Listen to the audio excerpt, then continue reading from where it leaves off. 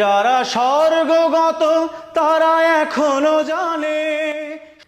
এবার সিনেমায় প্লেব্যাকের জন্য নয়, বরং বর্তমানে দুটি সিনেমায় অভিনয়ের জন্য চুক্তিবদ্ধ হয়েছেন জনপ্রিয় এবং সমালোচিত গায়ক মইনুল আহসান নোবেল। সিনেমায় দুটি ওটিটি প্ল্যাটফর্মের জন্য নির্মাণ হবে এই ওয়েব ফিল্মগুলো, যেখানে একটিতে ভিলেন চরিত্রে অভিনয় করতে দেখা যাবে নোবেলকে, কারণ ভিলেন চরিত্র নিয়েই ফিরতে চান এই গায়ক। এই বিষয়ে নোবেল বলেন, আমার ইতিহাসে প্রতি একটা দুর্বলতা আছে। আমি অনেক ডকুমেন্টারি দেখি, তো এসব ডকুমেন্টারি থেকে আমি একটি বিষয় নিশ্চিত যে পরাজিত মানুষগুলোই সবসময় ভিলেন হয়ে যায় আর জয়ীরা সবসময় নায়ক হয়।